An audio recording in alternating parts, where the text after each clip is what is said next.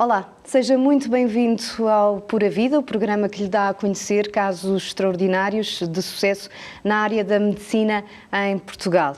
O nosso convidado de hoje é o Coordenador Nacional de Emergência da Cruz Vermelha Portuguesa, uma instituição que dispensa grandes apresentações, tem mais de 150 anos de história em prol do serviço humanitário em Portugal e também no mundo. Gonçalo, obrigada por ter aceito o convite do Pura Vida. Coordenador Nacional de Emergência para um jovem de 31 anos, feitos há pouco tempo. Como é que isto aconteceu? Olá, eu estou ligado à Cruz Vermelha já há alguns anos. Era coordenador local de emergência de Coimbra desde 2015 e este ano o Dr. Francisco Jorge, o atual presidente da Cruz Vermelha Portuguesa, lançou o desafio de Coimbra assumir a Coordenação Nacional de Emergência através de um Centro Nacional de Emergência e eu assumir o papel do cargo de Coordenador Nacional de Emergência. Muito bem. Ou seja, uma reestruturação efetiva da emergência que se verificou na Cruz Vermelha e nós neste momento temos 5 centros com agilhas de operações. Um em Beja, um em Coimbra e um na Maia. Açores, Madeira, sendo que Coimbra nós temos a responsabilidade da Coordenação Nacional da Emergência. E como é que está a ser essa experiência? Eu acho que está a ser boa, mas sem dúvida também está a ser trabalhosa. É sem dúvida um grande desafio. Há um trabalho que nós queremos continuar, porque a Cruz Vermelha sempre foi e será o nosso grande objetivo, uma referência a nível do socorro em Portugal e no mundo também. Ou seja, o desafio que nos é colocado, que é manter um trabalho que existia e queremos, obviamente, melhorar algumas oportunidades identificadas, sem dúvida que é um desafio grande. Gonçalo, o sentimento humanitário sempre foi algo intrínseco? Salvar vidas, uma missão para si? Sim, eu acho que, acima de tudo, o sentimento humanitário é o tempo que nós damos em prol da humanidade, altruisticamente, sem efetivamente termos nada em troca. Porque o voluntário da Cruz Vermelha é voluntário da Cruz Vermelha mesmo por gosto e por carolice própria. Porque nós não vamos por qualquer ressarcimento, vamos efetivamente por gosto pela Cruz Vermelha, porque queremos ajudar, porque queremos também sentir alguma função, algum papel a nível da sociedade. No seu caso é médico, o Gonçalo Sim. É médico, terminou a especialidade em imunohemoterapia. Exatamente. E trabalha no CHUC, no Centro Hospitalar da Universidade de Coimbra. Porquê que tirou esta especialidade? Foi uma oportunidade, na altura que surgiu, algo para também poder conciliar uma vertente hospitalar com a vertente de Coimbra e era uma área que tinha algum interesse. E daí ter também sido, por essa especialidade, ter sido e agora estar também muito ligado à parte de trombose e hemostase da especialidade, que era efetivamente com trabalho também diariamente. Muito bem. Estava há pouco a falar-te de Coimbra, é vice-presidente da delegação de Coimbra da Cruz Vermelha Portuguesa e coordenador local de emergência, ou seja, são dois cargos completamente distintos, não é? Um é diretivo, o outro é mais operacional. Exatamente. Eu agora deixei de ser coordenador local de emergência de Coimbra, passei a ser coordenador nacional, mas sim, ainda continuo a acumular com a parte diretiva de vice-presidente. São dois cargos distintos. A nível de vice-presidente, é a mesma parte de gestão, ou seja, a Cruz Vermelha não é só emergência, temos muitas áreas de atuação, nomeadamente também na vertente social, mas também na vertente pura gestão financeira que temos que a fazer para conseguirmos também chegar aos nossos objetivos. A parte de coordenação é uma vertente muito mais operacional, em que o nosso grande objetivo é fazer as intervenções de socorro e as intervenções de ação diretamente na população. Por isso acabam por ser duas áreas ligeiramente diferentes. Em termos operacionais, como é que é trabalhar em Coimbra, por exemplo, na altura da queima das fitas? Eu sei que vocês tiveram 2 postos médicos de apoio avançado e evitaram muitas idas ao hospital. Sim, trabalhar na altura da queima das fitas em Coimbra é outro desafio, sem dúvida. Principalmente porque estamos a falar de um trabalho que corre durante uma semana, nas noites do parque, e que acaba por ter um pico no cortejo. Nós este ano tivemos 120 ocorrências no cortejo da queima das fitas, sendo que a grande maioria, mais do que 100, foram assistidas e tiveram alta dos nossos postos médicos avançados. Ou seja, nós conseguimos tirar aproximadamente 100 pessoas que numa situação normal iriam para o hospital. E daí o trabalho por trás, a nível logístico, mas também de cuidados e equipa disponível para fazer esse tratamento, sem dúvida que é complicado, mas acaba por ter resultados muito desafiadores e aliciantes. Vamos ver agora então o trabalho da Cruz Vermelha Portuguesa. Nós temos imagens para percebermos também. Quem não conhece vai ficar a conhecer. Como qualquer boa história, a da Cruz Vermelha começa com um herói. Henri Dunant, um jovem suíço que, de passagem por Solferino, depara-se com uma batalha sangrenta. Horrorizado com milhares de feridos, decide ficar no local e prestar auxílio às vítimas com o apoio de mulheres das aldeias vizinhas. 3 anos mais tarde, desejando contar ao mundo o que vira, publica Uma Recordação de Solferino, um livro que foi um apelo ao sentimento humanitário e que abalou toda a Europa. Daqui em diante, os militares feridos e doentes passariam a ser assistidos sem distinção e, pela primeira vez, o pessoal médico e os seus equipamentos deveriam ser respeitados e identificados por um símbolo distinto, uma cruz vermelha num fundo branco. Em 1864, assinou-se a primeira Convenção de Genebra com a participação do português José António Marques, que viria a ser o fundador da Cruz Vermelha Portuguesa no dia 11 de fevereiro de 1865. Foi assim que nascemos e desde então a nossa atividade nunca mais parou, fazendo diferença na vida de muitas pessoas.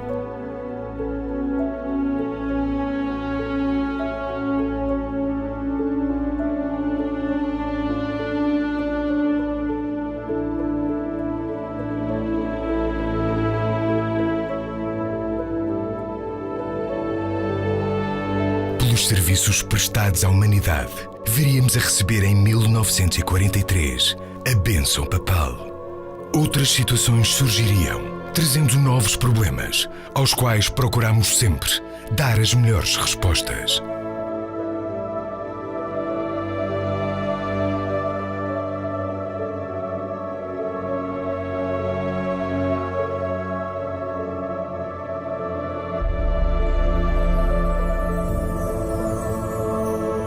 Ao longo da nossa existência, temos apoiado vítimas dos mais diversos desastres, com o envio para o estrangeiro de medicamentos, alimentos, vestuário e fundos. Mais recentemente, estivemos envolvidos em 3 grandes catástrofes que marcaram o início do século XXI.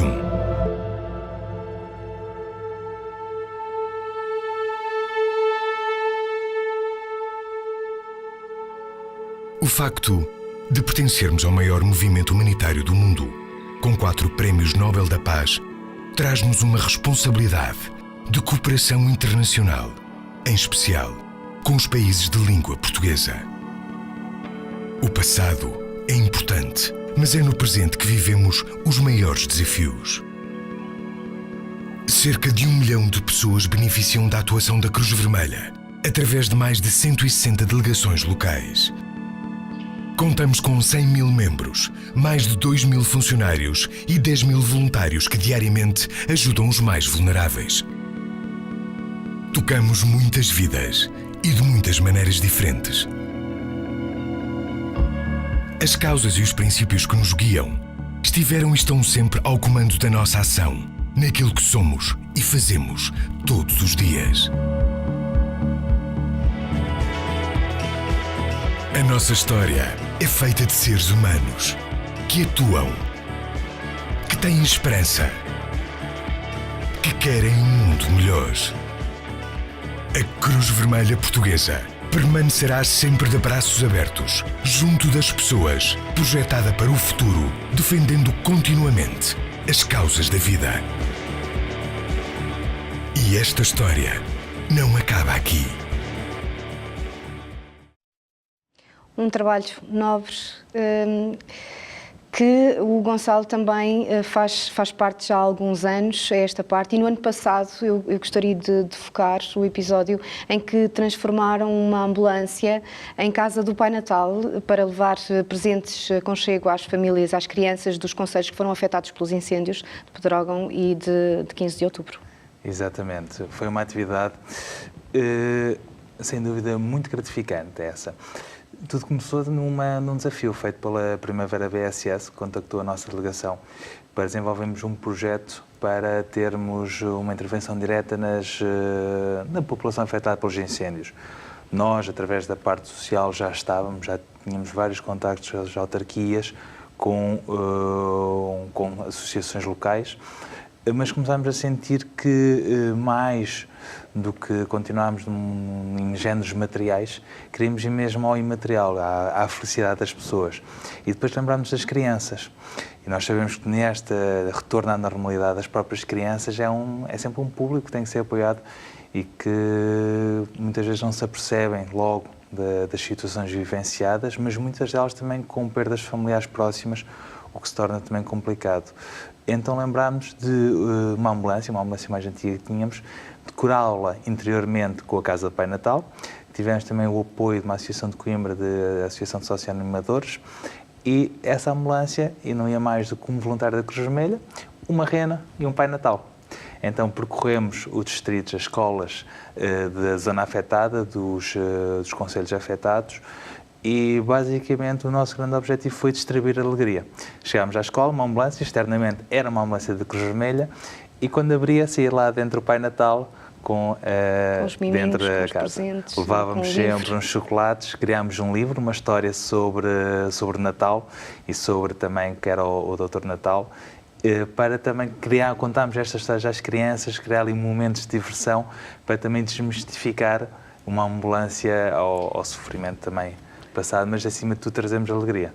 O Gonçalo viveu muito perto, como médico socorrista, esta catástrofe. Sim, acabei por estar envolvido quer nos dois grandes incêndios do ano passado, quer no incêndio de Pedrógão, quer no incêndio de 15 de outubro. Foi um facto. Noites sem dormir? Algumas noites sem dormir. Como é que nos pode contar um pouco mais sobre esse episódio e como é que chegou às populações? Qual era... Eu posso dizer que, de uma perspectiva também, os incêndios acabaram por ser diferentes a nível do socorro médico, porque no incêndio de Pedrógão nós tivemos um incêndio devastador na primeira noite, muito rápido, em que nós próprios, quando também damos o apoio, acabamos por as grandes situações de fatalidade já tinham acontecido, ou seja, havia uma grande necessidade de apoio à população. A Cruz Vermelha acabou por montar também um posto médico avançado em Figueiró dos Vinhos para dar também apoio ao próprio centro de saúde. E tivemos um apoio muito direto a nível da população, também para conseguirmos começar logo a ajudar no retorno à normalidade, mas também um apoio direto aos bombeiros que estavam a fazer o combate aos incêndios, porque continuava a ser um incêndio de grandes proporções. No incêndio de 15 de outubro foi um incêndio que começa mais durante o dia, nós somos mobilizados durante o dia, e é um incêndio que assume proporções completamente devastadoras, como se verificou. Ou seja, neste incêndio sim, nós tivemos muitas situações de intervenção direta a nível de evacuação também de algumas aldeias, mas de apoio também direto às populações. O Gonçalo normalmente anda com VMER, com a viatura médica de emergência e reanimação. Nessa altura eu faço também, efetivamente, sou um médico da VMER, ou seja, a VMER do INEM, e também colaboro assiduamente na VMER dos Hospitais da Universidade de Coimbra, também sou médico. Nestes eventos eu estou a coordenar pelo médico da Cruz Vermelha, ou seja, não estou diretamente na VMER, estou um bocado com o médico de Cruz Vermelha a coordenar, e foi nestes dois cenários que acabei por estar nesse âmbito. Fala-nos então um pouco desta questão da emergência pré-hospitalar, também da sua colaboração com o INEM. Sim, a emergência pré-hospitalar também é, sem dúvida, algo que foi um gosto, que cresceu na Cruz Vermelha e que efetivamente também sempre estive ligado. Eu neste momento, além da minha parte de voluntariado na Cruz Vermelha, sou também médico que colaboro com a INEM, faço viatura médica de emergência e reanimação em Coimbra, sou médico coordenador no CODU de Coimbra e dou também formação de emergência médica em Coimbra. É uma área diferente, nós aí trabalhamos, é um trabalho por turnos, é um trabalho direto, efetivamente, para o dia-a-dia do socorro. E vivenciamos certas situações complicadas, mas também nos trazem a alegria de percebermos que conseguimos fazer a diferença a nível de salvar vidas.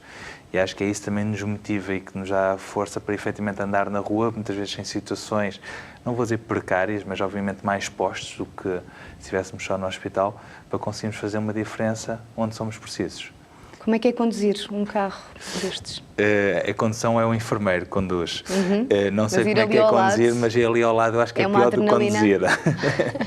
Porque nós não sentimos... É porque nós temos imagens para mostrar do que é, consiste um carro de apoio de emergência pré-hospitalar. Vamos ver já de seguida.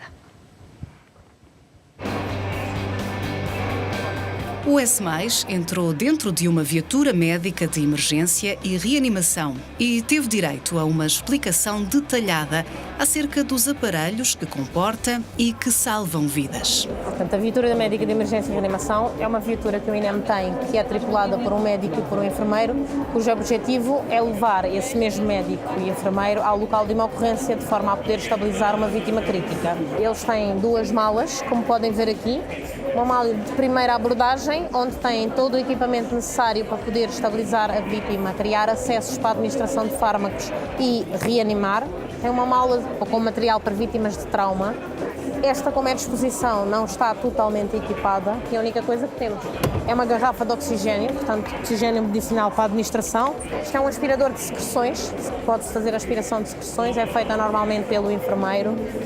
Isto é um monitor de desfibrilhador, portanto é um desfibrilhador manual, funciona automático, portanto tem as pás e é sempre operado pelo médico, ou então delegada essa função no enfermeiro, mas por norma é operado pelo médico. A pessoa pode ser monitorizada, podem ser vistos os parâmetros vitais através da manga de pressão arterial, cabos de eletrocardiografia, saturímetro. Deste lado também temos cabos da eletrocardiografia para fazer um ECG um bocado mais avançado, se houver alguma dúvida no básico. Este lado do carro também está transformado para levar também material. Temos algum material já de cuidados intensivos, ou seja, isto é um ventilador. Se houver alguma necessidade de levar uma vítima ventilada, temos um ventilador. Este aparelhinho é uma seringa infusora. Se houver alguma necessidade de ir do doente ir a fazer algum fármaco de uma forma lenta e faseada, é colocado nesta seringa e ele vai a fazer, em vez de ser dado em bolos, vai ser dando faseado ao longo do tempo do transporte, se for necessário. Tem equipamento de proteção individual e aqui em baixo temos 2 compartimentos, um de quente e um de frio, para termos soros quentes para a administração de fluidos ou algum fármaco que seja necessário manter frio. O resto é cabine de condução, com sirenes. Este painel é onde ligamos, neste caso, as luzes. A sirene está naquele comando cinzento. Portanto, a maior parte das viaturas médicas são carros automáticos.